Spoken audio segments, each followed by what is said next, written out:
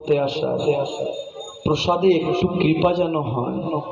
প্রসাদটাকে প্রসাদ জ্ঞানে সেবা করুন, দেখবেন কৃপা হবে। প্রসাদটাকে কোনো খাদ্য জ্ঞানে গ্রহণ করবেন না। আমরা প্রসাদ জ্ঞানে কেন গ্রহণ করতে পারি না? একটা কুকুরকে দেখেছেন, যখন কোনো খাদ্য দেওয়া হয় সে বিবেচনা করে না, আগে খেয়ে নেয়, তারপরে বিবেচনা করে। কিন্তু আমরা খাদ্যশস্য অর্থাৎ কোনো প্রসাদ দিল, সেটার থেকে 10 গুণ বেছে নিই। ডালে ঝাল হলো, অন্নটা নরম, সয়াবিনের রসাটা এত তেল, কত রকম দোষ। তাহলে আমাদের তো প্রসাদে বিশ্বাস নেই।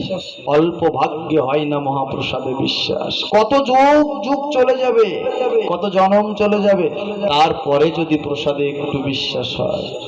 কিভাবে কৃপা চাইছে? মহাপ্রভু হরিদাসকে ডাকলেন। হরিদাস এসে গাম্ভীর্যের নিচে দাঁড়িয়ে মাথাটা নিচু করে আছে। আমার প্রভু বলছে, হরিদাস